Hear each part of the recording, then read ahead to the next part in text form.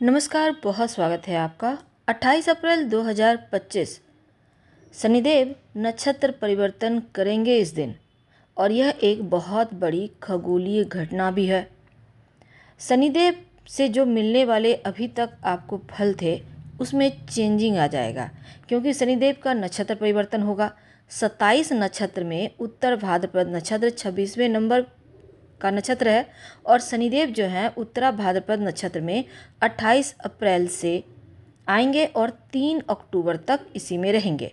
अब जो शनिदेव हैं कर्म के फल देने वाले हैं। शनिदेव कर्मों का फल देते हैं, न्याय के देव है, और शनिदेव किसी न किसी रूप से आपकी लाइफ में रहेंगे ही, चाहे डायरेक्ट हो या इनडायरेक्ट हो।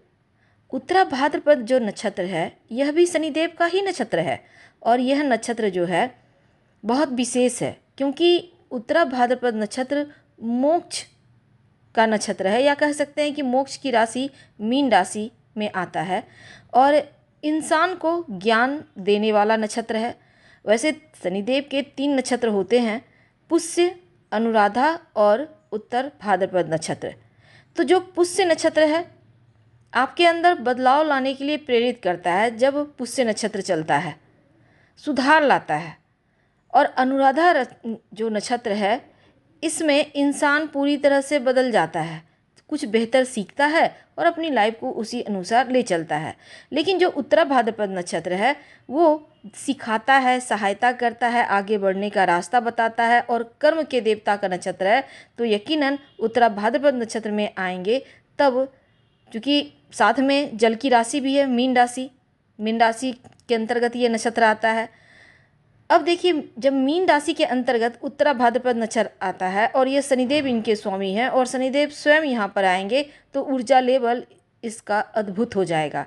तो 28 अप्रैल से लेकर अक्टूबर तक जो वक्त है धन के मामलों में बहुत ज़्यादा लकी बनाने वाला है। लेकिन आपके ऊपर धन के मामलों में कितना शुभ फल मिलेगा, कितना आप धन को लेकर परेशान रह सकते हैं, और किस माध्यम से धन आएगा, आज हम यही जानेंगे विस्तार से। देखिए, इस ज़माने में कलयुग में धन ना हो तो व्यक्ति की कोई पहचान नहीं होती।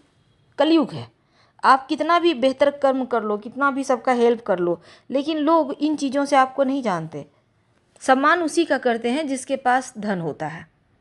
लेकिन चलिए, ये चीज़ें अपवाद में भी आती है। बहुत सारे लोगों के पास धन नहीं होता पर भी सम्मान मिलता है। तो हम बात कर रहे हैं मेष राशि वालों, आपके 12वें भाव में यानी व्यय भाव में, मोक्ष के भाव में शनिदेव का गोचर है, और शनिदेव का स्वभाव है न्याय करना। कर्मों की कसौटी पर आपको परखेंगे। आपकी ईमानदारी, आपकी मेहनत, आपके सच्चे कर्म आपको सही तरह से तरक्की भी दिलाएंगे। ध्यान योगा जरूर कीजिएगा, प्राणायाम कीजिए ताकि मन आपका रिलैक्स रहे, क्योंकि 7.5 का पहला चरण है। आप घबरा जाएंगे, घबराइएगा मत। अगर किसी के साथ अन्याय किया है, धोखा किया है, तब दिक्कत है। आलस्य बिल्कुल भी ना करें, और तमाम मुश्किलों से बचने के लिए क्या उपाय करेंगे ये भी हम बताएंगे। देखिए, शनिदेव क्या है, एक आईना है। आपने क्या बोला, वो कहते हैं ना, कर्मा लौट के आता है। तो 7.5 ढैया इसीलिए चलती है, कर्मा को फिर से आपको बतलाने, आपने ये गलत किया है, अब आगे मत करना। तो हम बात कर रहे हैं शनिदेव के नक्षत्र परिवर्तन का। शनिदेव अपने ही नक्षत्र में आएंगे। अब देखिए मेष राशि वालों, शनिदेव का ये नक्षत्र परिवर्तन 28 अप्रैल को उत्तरा भाद्रपद जब नक्षत्र में प्रवेश करेंगे, द्वादश भाव मीन राशि के अंतर्गत शनि रहेंगे। द्वादश भाव व्यय का भाव है, मोक्ष का भाव है, त्याग का, तपस्या का भाव है, और शनिदेव के गोचर से मानसिक आध्यात्मिक स्थिति आपकी बढ़िया होगी। आप अंतर्मुखी होंगे, एकांत प्रिय हो सकते हैं, लेकिन सबसे घुलिए मिलिए, अच्छी बातें कीजिए, और वैराग्य वगैरह की प्रवृत्ति ना बढ़े इसका ध्यान रखें। इसलिए कभी कभी अपने आप को एक बार आईने में ज़रूर देखें कि आपको क्या बनना है, और उस तरफ आप थोड़ा आगे बढ़ें। पुराने जो कर्म थे उन चीज़ों को आप पलट के देख के समय नष्ट ना करके अभी मेहनत कीजिए, आगे बढ़िए। क्योंकि द्वादश भाव में गोचर करेंगे तो खर्चे भी बढ़ेंगे, स्वास्थ्य संबंधी मुश्किलें हो सकती है, अपना ध्यान रखें। यात्रा वगैरह से खर्च होगा, विदेशी ज़मीन से जुड़े हैं तब थोड़ा खर्चा यहाँ पर दिख रहा है। विदेश में अस्थायी नौकरी या लाभ के अवसर भी आपको मिल सकते हैं। अब देखिए, शनिदेव का द्वादश भाव में उत्तरा भाद्रपद नक्षत्र में आना आपके स्वास्थ्य के मामलों में सावधानी रखने को कहता है। खासकर मानसिक तनाव या पैरों की समस्या हो सकती है। अगर पहले से स्वास्थ्य में कोई समस्या है तो अपना खूब ख्याल रखें तो अच्छा रहेगा। द्वादश भाव में शनिदेव का गोचर विदेश यात्राएं करवाता है, लंबी दूरी की यात्रा करवाता है, विदेशी जमीन से लाभ देता है।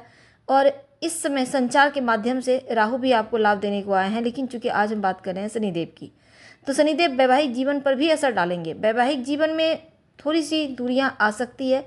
मानसिक रूप से आप व्यस्त हो सकते हैं अपने कार्य को लेकर, इसलिए भावनात्मक सपोर्ट जीवन साथी के साथ एक दूसरे का तालमेल बनाकर चलना, सपोर्ट करना बहुत आवश्यक है। अगर आप अविवाहित हैं तब इस समय विवाह संबंधी मामलों में अभी थोड़ा देरी हो रहा है, यानी अगर आपको विवाह भी करना है तो नवंबर के बाद से आप थोड़ा सा भी इंतजार करें। द्वादश भाव में शनिदेव के रहने से शिक्षा करियर के मामलों में भी प्रभाव पड़ेगा। मन की स्थिरता बढ़ेगी, पढ़ाई पर फोकस्ड रहेंगे। इस समय आप वेद शास्त्रों के ज्ञाता हो सकते हैं, तो मेहनत करें। मेहनत से बड़ी सफलता, विदेशी जमीन से लाभ, विदेशी जमीन की यात्रा, धर्म की तरफ झुकाव, और इस नक्षत्र में गोचर से मोक्ष के दरवाजे भी खुलेंगे, यानी कि आप तपस्या करना, किसी धर्म से जुड़ जाना जैसी चीज़ें हो सकती हैं। द्वादश भाव में गोचर मेष राशि वालों 7.5 का पहला चरण है, इसलिए उपाय के तौर पर ओम शं शनैश्चराय नमः का जप करें, या आप चाहें तो एक बार शनि चालीसा का पाठ कर लीजिएगा। संभव हो, अगर आपको लगे ज़्यादा कष्ट है, तब 3 शनिवार छाया दान कर लीजिएगा तो बहुत अच्छा है आपके लिए। हम आपसे विदा लेंगे। धन्यवाद।